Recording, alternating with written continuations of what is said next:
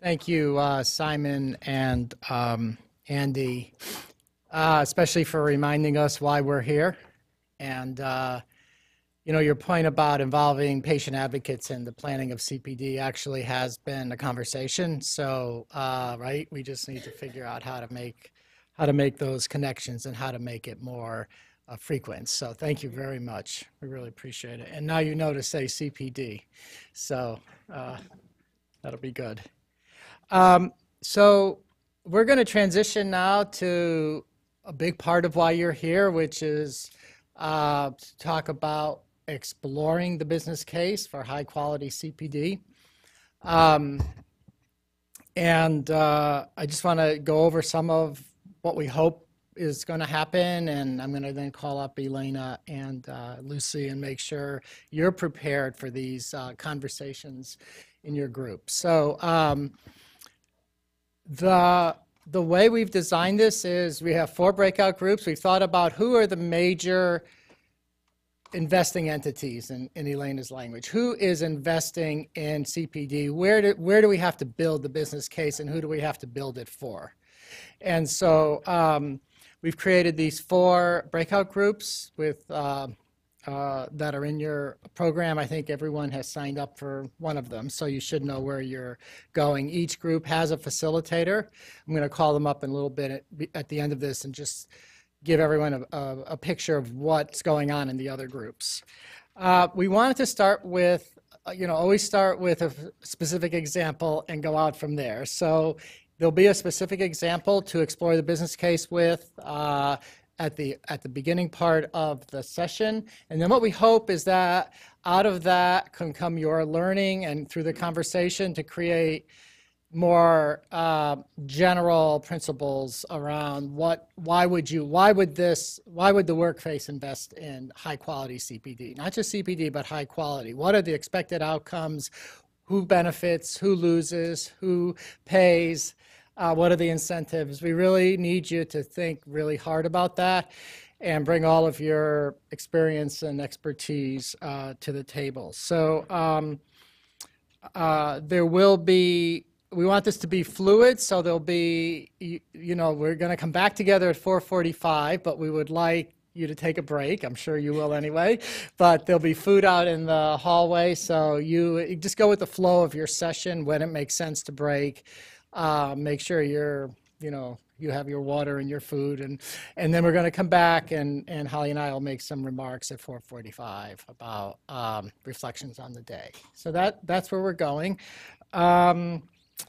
And I guess we can bring up Elena and Lucy at this point. Would you mind just coming up? We just want to make sure if you may have heard some things this morning that you want to give some extra special attention to as the groups begin their deliberations.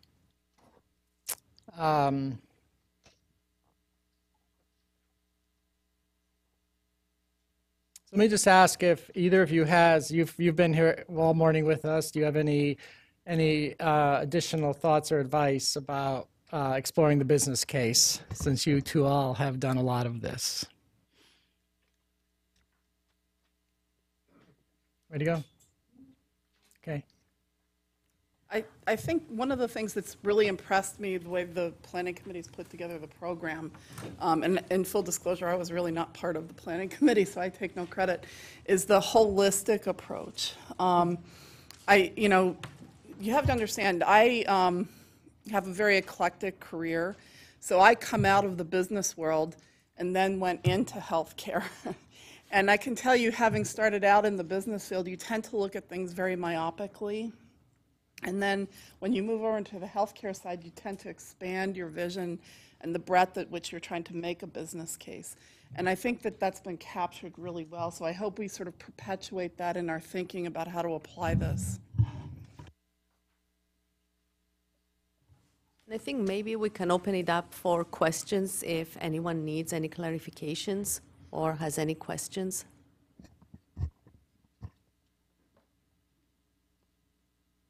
Any thoughts? Any questions? If not, you go ahead.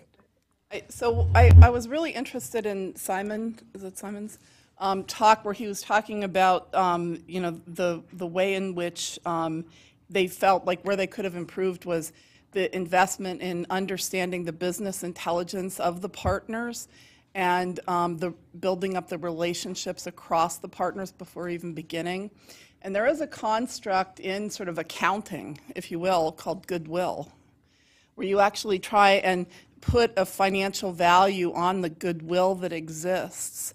And I've found in all of the collaborative work, I've been leading collaboratives of delivery systems around the United States and now in Europe for over 30 years.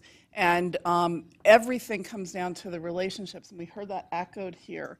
And so thinking about sort of the value of the relationships and the commitment of building those relationships as a part of the business case, I think would be a really interesting enhancement to the way we think about this.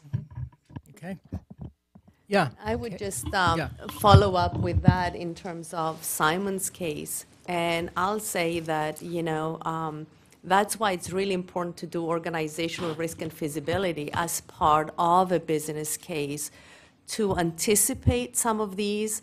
And in many situations, it may be that there is a disincentive for people to collaborate. And if that's the case, that's a losing proposition, and there has to be something else. The case, the initiative may need to change to provide incentives for everybody to collaborate. So if there is a disincentive for someone to participate, that's a real red flag as to the success of an initiative. And a lot of these initiatives that you're talking about have a lot of organizations working together to put a case together. And relationships do matter a lot in terms of trying to iron out those walks in the wood, trying to iron out those differences. But we're all self-interested individuals, if you will, and self-interest takes over. That's what we preach, at least in the business school.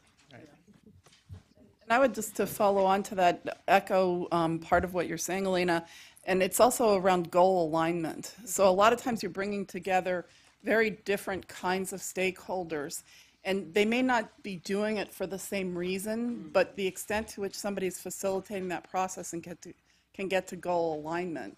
So like I gave you the example in North Carolina where we were looking at diabetes treatment, and the health plans only had people for like a year and a half. Why would they bear the expense?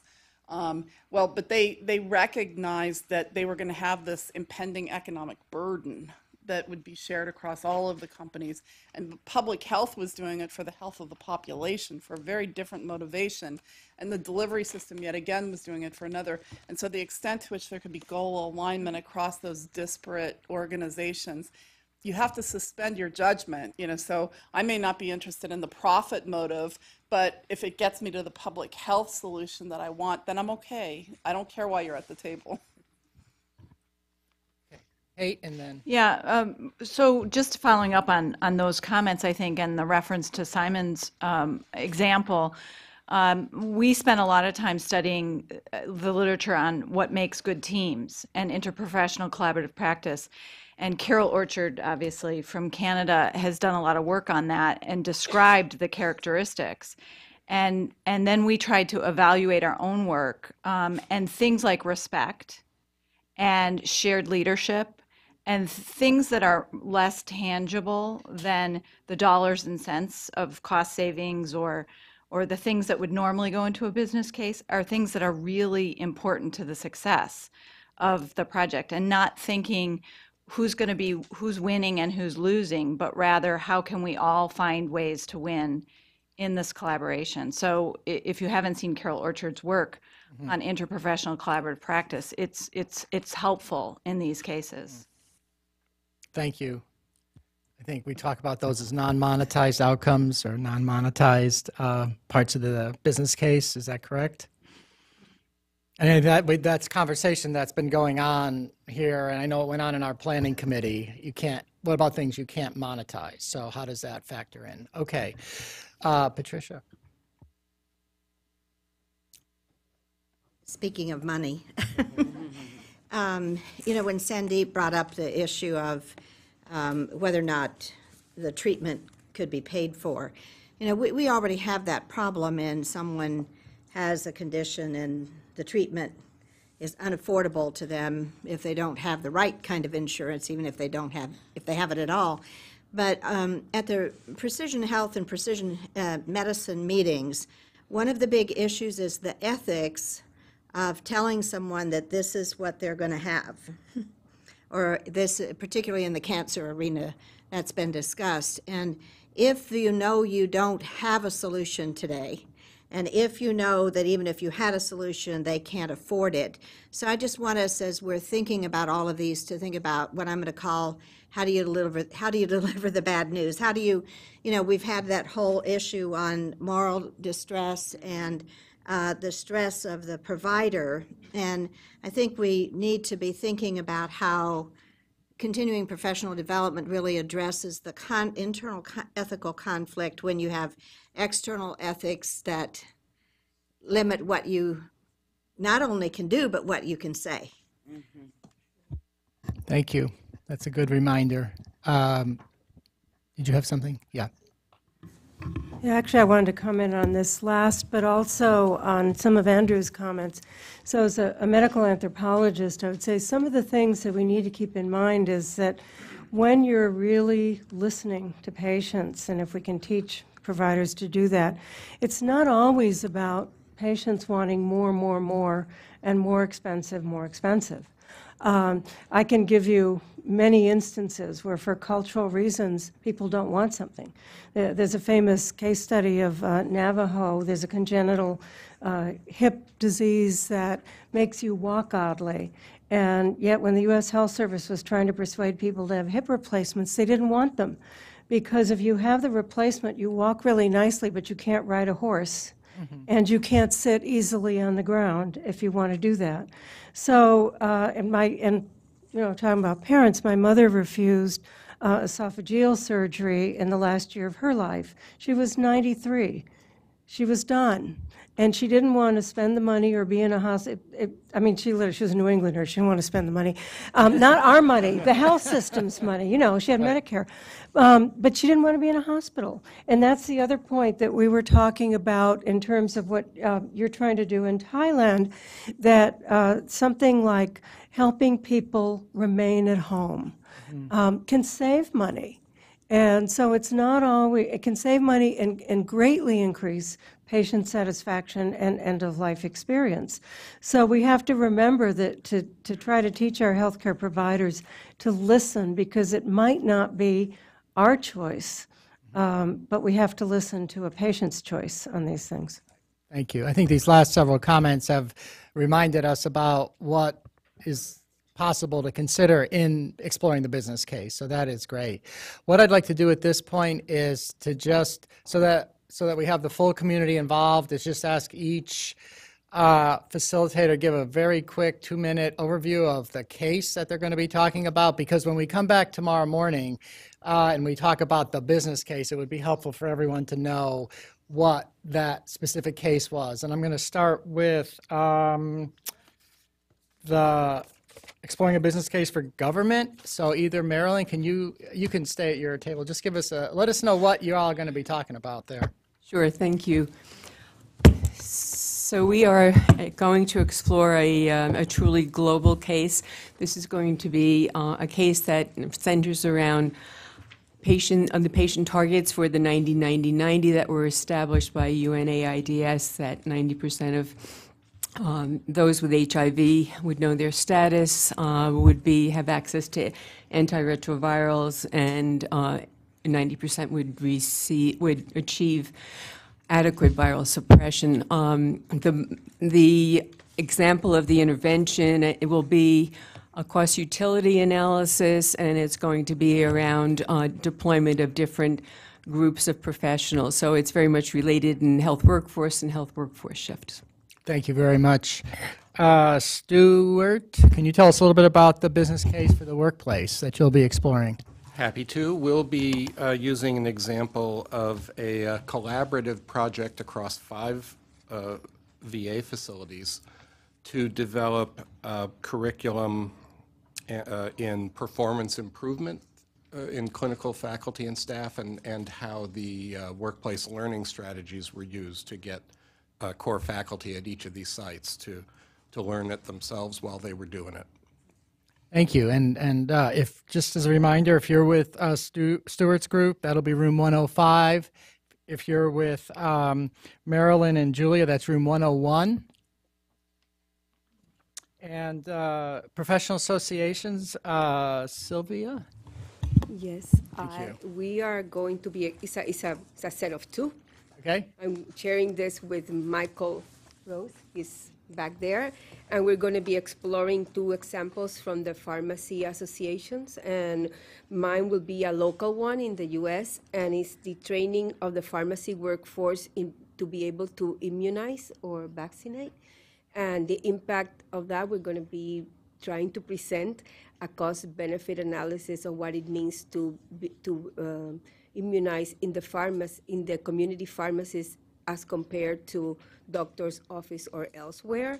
And I will leave you with Mike, and he's going to be exploring an international example of pharmacist intervention. Go ahead. You can just sit there and tell us what that is.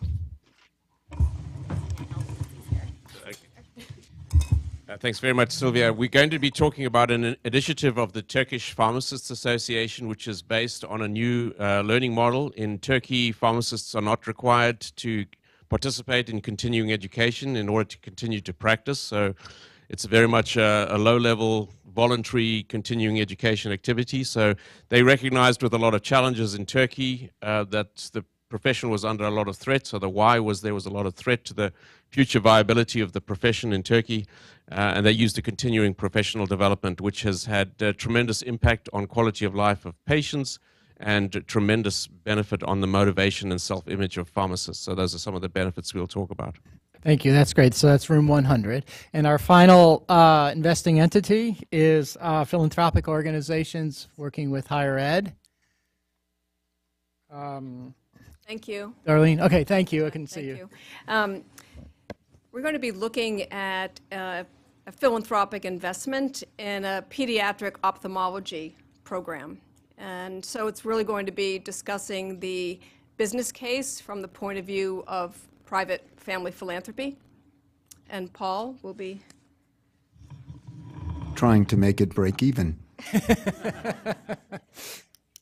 Very good. Okay, so terrific examples, and we're ready to break. Room, 106. Everyone know where they're going? Okay.